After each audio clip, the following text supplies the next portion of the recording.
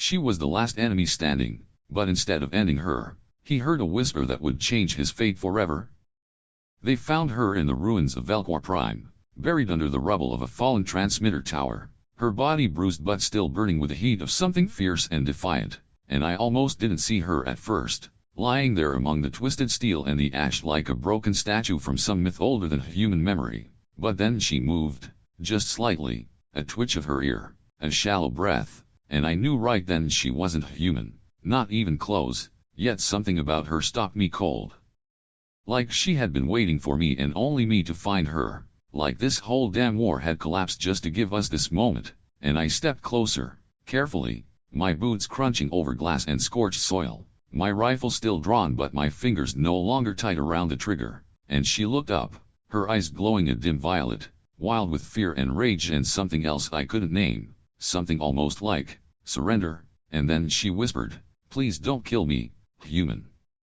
I'll warm your bed if I must," and the words didn't make sense at first, not because of the language, she spoke standard perfectly, but because of the way she said them, like they were part of some ancient code, like this was how her kind pleaded for mercy, and I blinked, unsure if I had heard her right, but she didn't flinch, didn't try to crawl away or strike, she just looked at me with those damned eyes and waited, and I felt the silence crash between us like a wave, like a breath held too long, and I lowered my rifle without thinking, not out of pity, but curiosity, because this wasn't just any alien, this was one of the enemy's elite, a Virelian Shadowblade, their fiercest warriors, designed for infiltration, seduction, and assassination, the kind that haunted human bunkers like ghosts in the dark, and now she was at my feet, half buried, her silver-white hair matted with blood and soot, her fox-like ears flattened, her fur-lined battle garment torn and barely clinging to her body, revealing skin the color of soft dusk, shimmering faintly under the smoke-hazed light, and I knelt down beside her, torn between duty and something far more irrational, and said, "You're not a prisoner, not unless you try something stupid, understand?" And she blinked slowly, the barest nod, her hand twitching toward the burn along her side, and I reached into my satchel, pulled out a medgel stick, and offered it, and she didn't snatch it like I expected, just looked at it, then at me. Like she still couldn't believe I hadn't shot her, and when I pressed it gently to her wound she winced but didn't resist, her breath catching, her body taut with restraint, and I wondered how many humans she had killed, how many of my kind had stared into those same eyes and seen only death, but right now there was nothing lethal in her, only exhaustion, pain, and attention I couldn't quite place, and when she whispered again, softer this time, "You don't want me for information, do you?"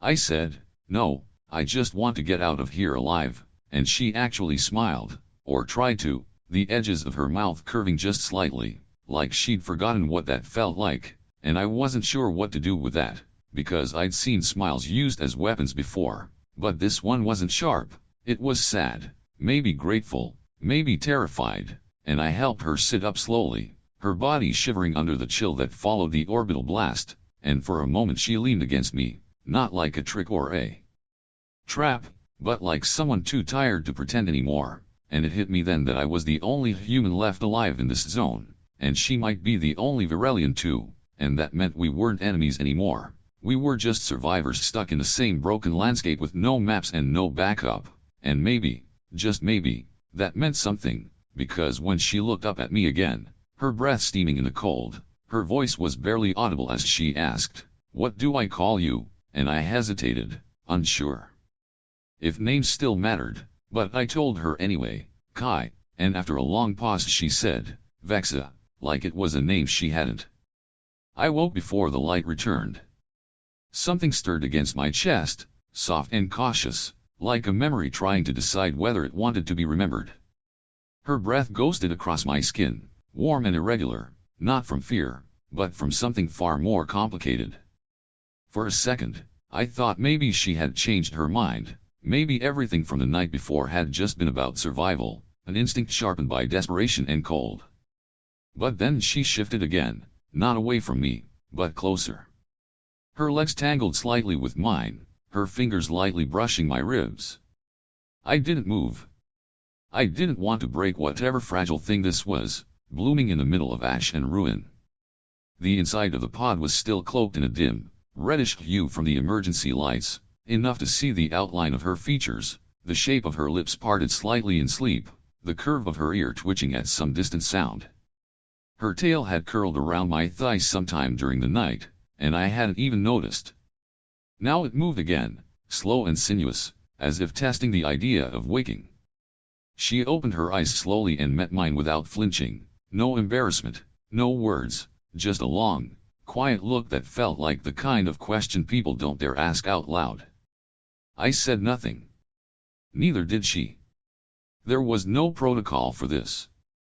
No manual that told you what to do when an alien woman who should have slit your throat in the first hour of meeting now looked at you like you were the only warm thing left in the universe. She blinked once, then her fingers drifted upward, grazing my chest with deliberate slowness. I felt the air shift. The line between what we had done last night to survive and what we were choosing to do now was thin, but I knew the difference. Her body moved like it remembered me, but didn't want to assume anything. I caught her wrist gently and whispered, "You don't owe me anything." She frowned at that, then leaned in so close her breath tickled my lips. "That's the second time you've said that," she murmured. "And both times, it made me want to stay." She kissed me then. Not with hesitation. Not with submission. This time, it was with intent. Her mouth was soft but fierce, exploring, remembering, and testing new boundaries. Her hands moved under my shirt, fingers tracing the line of old scars, of healed wounds from wars that meant nothing out here. I let her.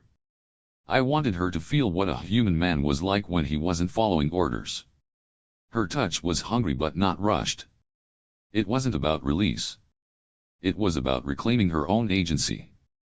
She climbed into my lap, straddling me with perfect balance, and I felt the heat of her thighs tighten around my hips. Her skin shimmered faintly, and the dim light caught the rise and fall of her breath. I reached up, brushing a lock of silver-white hair behind her ear, and she leaned into my palm like it was the first gentle thing that had touched her in years. Her voice dropped into a whisper. "I've never done this without a mission attached to it." I looked her in the eyes. "Then let it be your choice. No orders here." She nodded, and her hands moved to unfasten the latches along her waist. Each motion was slow, precise, like a ritual. She shed her outer layer first, letting the fur-lined fabric fall to the floor beside us. Her undergarments were minimal, sleek, and alien in design, tight around her chest and hips, revealing more than they concealed. I slid my hands along her back, feeling the tension unwind beneath my fingers. She shivered, not from cold, but from being seen. Her lips met mine again, deeper this time, and she ground her hips against me with a quiet gasp. I pulled her close, letting her move at her own pace, my hands only guiding, never forcing. Her tail wrapped tighter around my leg as our bodies found rhythm. She pressed her forehead against mine, whispering something in her language. I didn't understand the words, but the tone said everything. Vulnerability. Trust. Surrender. The kind that wasn't about giving in, but about choosing someone to fall with. Our breaths came faster. I woke to the sound of her breath catching like a blade in the dark, and in that half-second before full awareness, I thought maybe she was dreaming, maybe the night had just grown colder and her body had curled tighter against mine for warmth, but then her hand was on my chest, pressing down hard, and her eyes were open wide, staring past me at something behind the cracked viewport, and in that instant, all the warmth from before was gone, replaced by something sharp and primal. I turned quickly, following her gaze, and saw the red glow blinking in the distance, just beyond the fog line, a slow pulse like a heartbeat but not ours. She whispered one word, "Scout," and I knew she meant a drone, not human, not friendly, not something we could talk down. I grabbed my gear in a rush, heart hammering, adrenaline flooding every tired muscle, and Vexa was already moving, lithe and fast as ever, her clothes thrown on with soldier's grace as she crouched beside the hatch, listening. I could see her whole posture had shifted, not afraid but calculating, focused, the predator inside her awakened by necessity.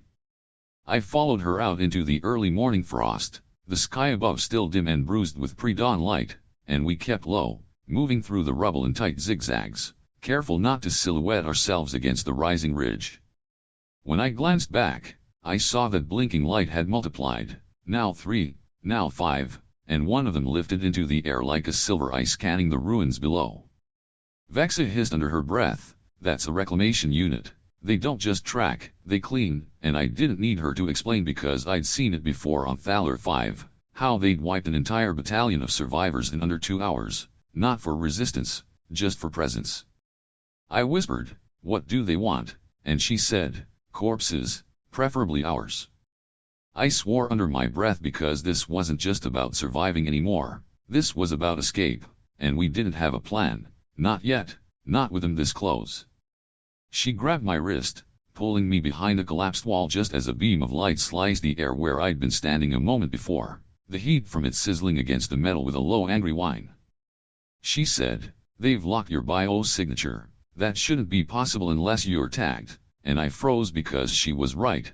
I had been scanned during an evac weeks ago, standard protocol before extraction, and I never thought it would matter, but now it did, and I felt like a beacon walking through a graveyard. Vexa stared at me with something between panic and calculation, and she said, "We have to scrub your signal," and I said, "With what?" and she said, "With me." I didn't understand until she pushed me against the wall, hard, and pressed her body to mine so close I couldn't breathe, her skin against mine through layers of dust and cloth and tension. She tilted her head and said, "Trust me," and then her lips were on mine, not soft, not asking, but claiming. I tried to speak, but she swallowed the words, and her hand reached behind my neck, touching the tag point, the small node humans used for mission tracking. Her other hand slipped inside her cloak, pulling out a device that looked like a shard of crystal, but it buzzed faintly in her grip. She pressed it to my neck, and there was a searing jolt like fire beneath the skin, and I gasped into her mouth, and she didn't stop. She held me there until the burn subsided and my vision cleared. When she pulled back, we were both panting, and she said, "It's dead, your signal's gone, but now they'll know someone erased it, and that means they'll send more, and we have less than 15 minutes to get off this ridge before they sweep it clean." I nodded, grabbing my gear, and we ran, her in front, agile and fluid, me behind, slower but determined. The ruins blurred past us as we moved, dodging drone pulses and shifting through shadows, and at one point, we ducked into a collapsed tunnel, and I heard one of the drones hovering just overhead, its beam cutting slow arcs across the stones. I held my breath. We didn't die, which was surprising given that the Sentinel moved like it had been designed by someone who hated the concept of mercy and had spare parts from a god, and its arms folded out into blades so sharp they hummed, and it let out a noise somewhere between a war horn and a disappointed father and charged. But we had one advantage. It didn't expect us to be this desperate, and desperation makes you creative, so when Vexa dove straight under its strike and kicked off the wall to land on its back like a silver-haired demon from the afterlife, I did the only thing that made sense, which was scream something completely unhelpful and jab my steel rod into its sensor array with all the finesse of a drunk technician hitting a vending machine.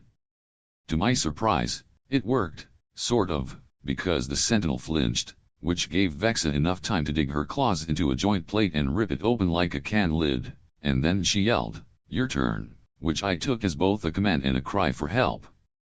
I charged forward, praying to any deity still tuning in, and slammed my shoulder into the exposed panel while jamming the rod deeper until something sparked and the Sentinel convulsed and screamed in binary and dropped like a puppet whose strings had been cut.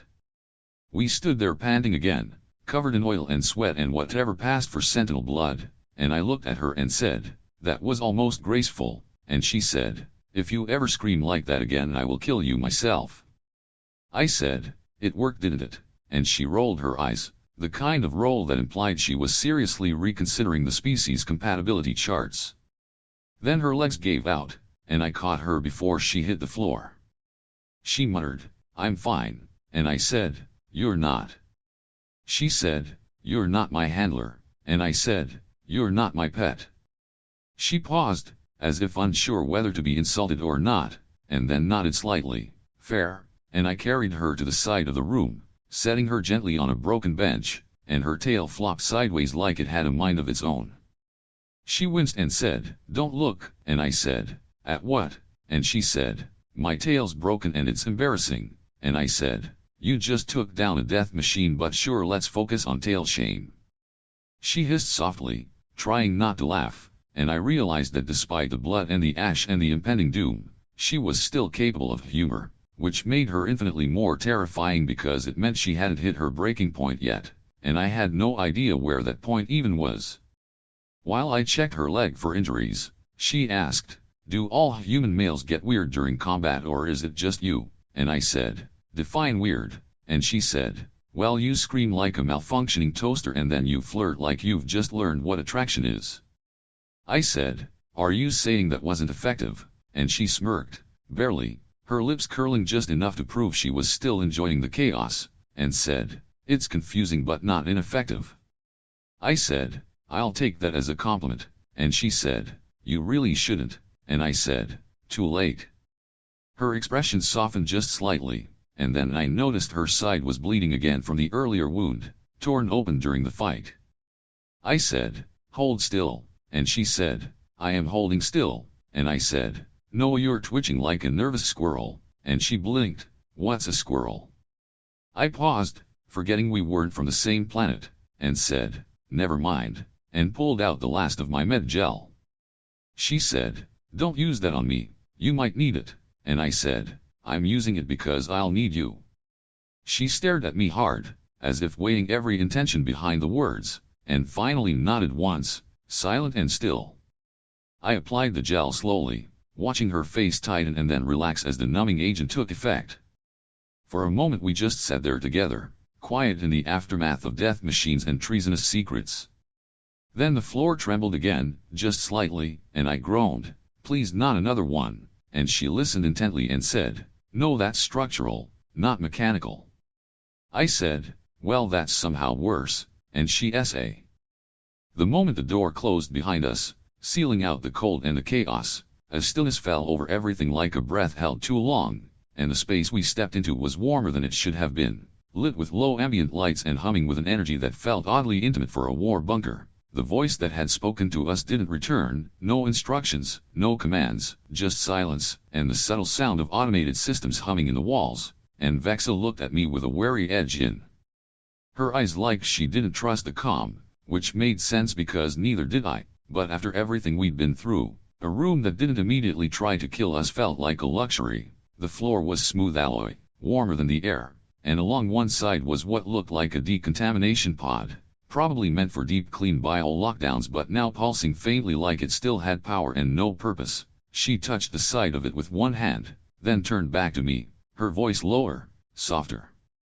Like we'd entered a different kind of battlefield. She said, "I haven't felt clean in days," and I said, "Neither have I." She tilted her head, her eyes gleaming with something that wasn't suspicion anymore but something heavier, something like permission. She said, "The door locked behind us," and I nodded, "It did," and she said, "No one's coming in," and I said, "No one's interrupting," and that was enough. Her hands moved first, slow and deliberate, fingers brushing the clasp of her outer layer as if testing the air, not just for danger but for hesitation, and there was none. I stepped closer, watching the way her breath caught when my hand reached out and settled gently against her waist, not pulling, just resting. Her skin was warm beneath a thin fabric, her pulse fluttering under my palm like a secret begging not to be kept. She said, "You still want this?" And I said, "I never stopped wanting it," and she nodded once before leaning in, her lips brushing mine with the softness of memory, the pressure growing slowly until it deepened into something more real,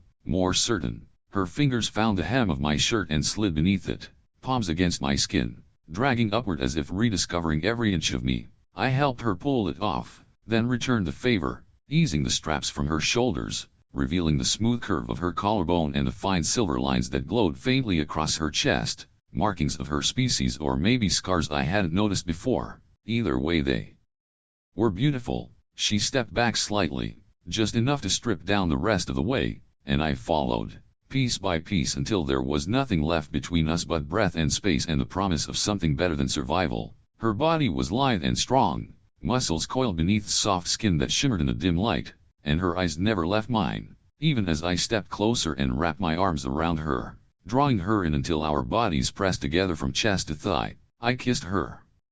Again, slower this time, letting it stretch, letting it settle, our hips moving just slightly, learning each other's rhythm. She gasped when my hand slid down her back and cupped her hips, guiding her against me, her own hands tangled in my hair, pulling me down until our foreheads touched and our lips parted only long enough for her to whisper something in her language, low and breathless. I didn't know what it meant, but the sound of it made my heart race faster. She stepped back just long enough to activate the decontamination pot, and it opened with a hiss, warm vapor spilling out and lighting the small room with a soft golden hue. She pulled me inside with her, the space barely big enough for two, which meant we had to be close, which meant everything we did became intimate by design. Her hand slid across my chest, fingertips leaving trails of warmth as the steam wrapped around us and the air grew heavier with every breath. We kissed again, wetter now, more open, our mouths moving in sync, her tongue tracing mine in a way that made my knees threaten to give out.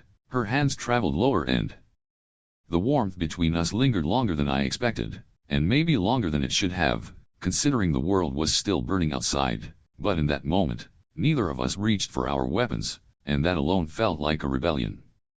We moved slowly through the corridor that curved away from the chamber where we had lost ourselves in each other. Vexa walked just ahead of me, her posture relaxed but not careless, her tail swaying lazily behind her like a rhythm that didn't belong to war anymore. The lights in this new section of the bunker glowed faintly green, casting odd shadows on the walls that made it feel like we were walking through something abandoned and holy. She glanced over her shoulder once, her eyes soft, not sharp, and said quietly, "Do you feel it too?" And I said what? And she said the wrongness, the feeling that this place isn't quite dead but not alive either, and I nodded because she was right. It wasn't the hum of machinery, or the cold air, or the dust. It was something beneath that, something watching but not breathing.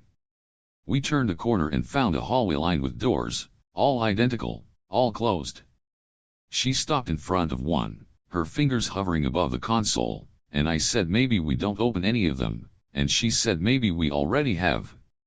She tapped the panel, and the door slid open without resistance, revealing a small room filled with softly pulsing light and a strange floating cylinder in the center, glowing with a low violet energy.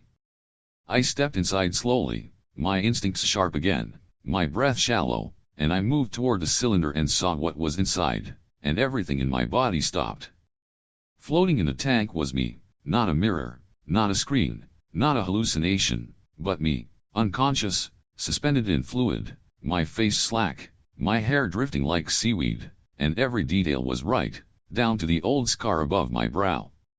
Vexa stood behind me and said nothing for a long time, then finally whispered, "That's not possible," and I said, "I know, but it is." She circled the tank, her fingers brushing the glass, her face pale and unreadable, and said, "I thought I knew how this war worked, but this changes everything," and I said, "Unless I have a twin no one ever told me about. This means someone copied me and stuck the original here, or worse, someone copied the copy, and I don't know which one I am." I reached out and touched the tank, and it was real, solid, and cold and vibrating with a faint pulse like it was still alive. Then I saw the tag on the edge near the base, a metal plate engraved with code and numbers and one word, Subject 7. I pulled back and staggered to the wall, leaning against it as my mind reeled. Vexa looked at me like she wasn't sure if I was going to scream or explode, and then she said quietly, "You're not him, are you? Or you're not just him?" And I said, "I don't know," and she said, "But you feel like you," and I nodded because that was the worst part. I did. I remembered my childhood, my first deployment, the burn of Earth's sun, the chill of barren ice fields. I remembered my father's voice, my mother's hands. I remembered every inch of my own pain and loss. So if I wasn't real, then what did that make those memories? Vexa took my hand slowly, gently, and said, "It doesn't matter, not right now. They used me too, maybe not like this, but they built my loyalty, they shaped my hate, they told me who to kill and who to trust, and none of it was true. So if you're a copy, then maybe that makes you more human than most, because at least you chose to be something instead of being told." I looked at her then, really looked at her, and said, so what now? And she said, we find out how deep this goes and who's been playing us. And I said, and if I'm not the only one? And she said, then we burn the rest. The next room was worse. It held 5 more tanks, all with people inside, and not just random soldiers. One was the officer from the transmission, the one who had spoken of peace. One was a Virelian elder, frozen in mid-breath, and the others looked like prototypes, malformed, twisted versions of B. We ran like 2 people who had just accidentally triggered the apocalypse, which was not an entirely inaccurate description considering the facility was now actively disintegrating around us, lights exploding in rapid strobe and the floor beneath our boots vibrating with a slow, steady certainty of something about to go very, very wrong. Vexa was ahead of me again, her tail whipping in frantic arcs, her breathing steady but fast, and when we reached the corridor leading to the outer bay, the blast door that had once sealed us in now stood wide open, which should have been good news, except for the 5 heavily armed sentinels standing just beyond it, scanning the area like they had all just been paged to final boss duty. I muttered, you have got to be kidding me, and Vexa said, if you have a plan, now would be a good time to share, and I said, I was hoping one would arrive via divine intervention, and she said, then I hope your gods are punctual, and I said, they usually show up late and drunk.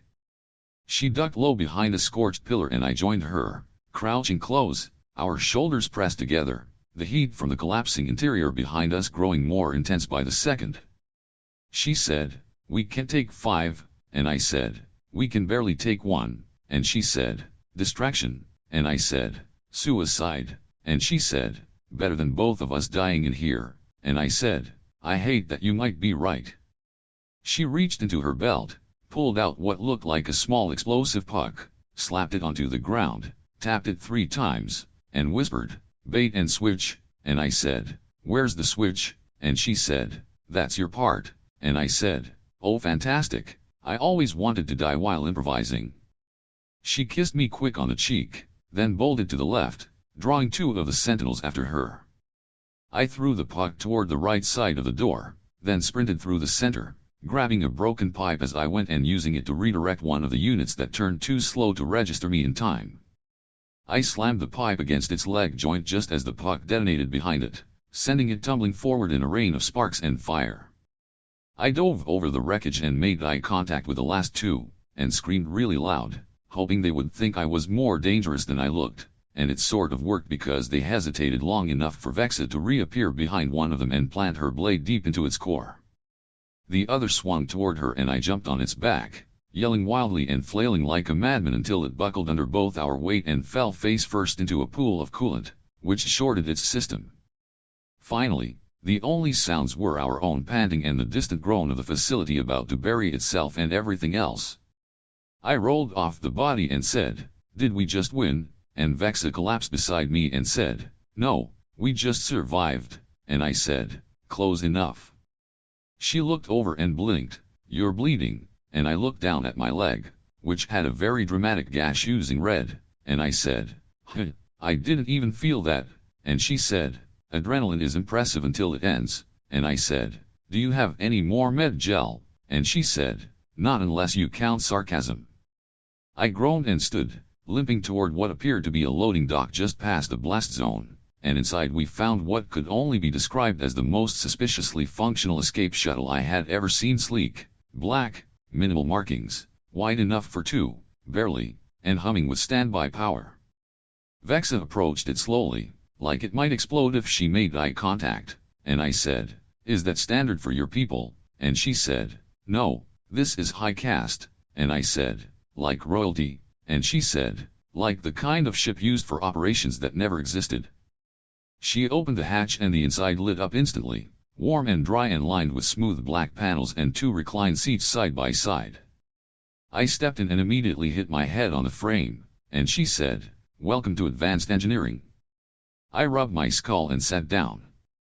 We didn't speak for a long time after the jump, not because there was nothing to say, but because sometimes the silence after survival feels heavier than the danger itself. The ship drifted through deep space, now far beyond the pull of any known gravity well. The stars outside looked unfamiliar, like we had crossed not just distance but some emotional boundary as well. Vexa sat beside me, her posture relaxed in a way I had rarely seen her, one leg tucked up in the seat, one hand resting on the controls, and her gaze drifting toward the stars like she was trying to memorize a new sky. The boy had fallen asleep in the storage compartment, curled around a blanket that looked too thin for comfort, but he didn't seem to mind, his breathing even, his fingers twitching slightly with whatever dreams he was having. I watched them both for a while, wondering when exactly my life had stopped belonging to me and started becoming something shared, something heavier and maybe better. The realization didn't come with panic or resistance, it came like gravity, like warmth. It settled into my bones and stayed. When Vexa finally looked at me, her expression was unreadable, but not cold, not anymore. She said softly, "You haven't asked where we're going," and I said softly back, "I figured you'd tell me when it mattered." She nodded like she appreciated that and said, "We're going to the drift zone, an old mining ring near the edge of Irelian territory. It's mostly abandoned now, but I know someone who owes me and they keep a docked relay station there, quiet and off-grid." I said, "Sounds peaceful," and she smirked a little and said, "It's falling apart and full of rats, but it's not being monitored." I said, "At this point that's as good as paradise." She set the autopilot and turned her chair toward me, her knees brushing mine, her tail coiling lazily between the seats, and she said, "So what are we now?" I blinked and said, "What do you mean?" And she said, "I mean what are we to each other?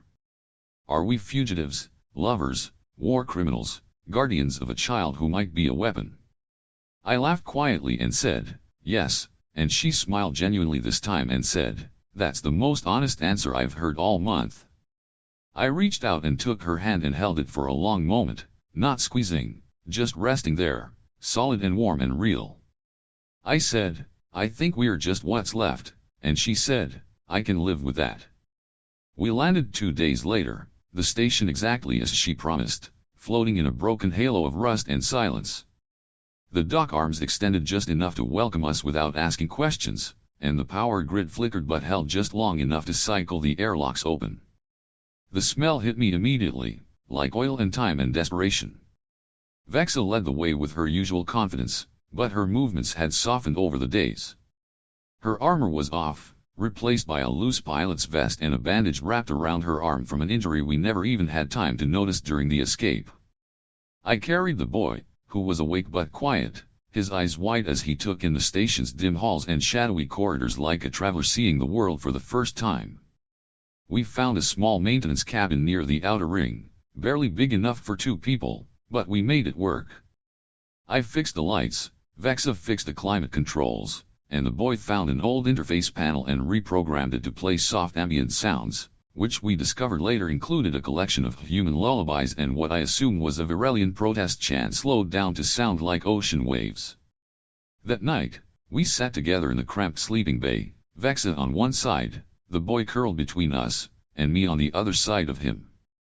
None of us said anything for a while. We just listened to the low hum of the station, the crackle of warm air pushing through old vents, and the sound of each other's breathing. Eventually I felt her foot slide over and touch mine, not in a way that asked for more, but in a way that reminded me she was there and that she wasn't going anywhere. I shifted just slightly so my hand could re-see.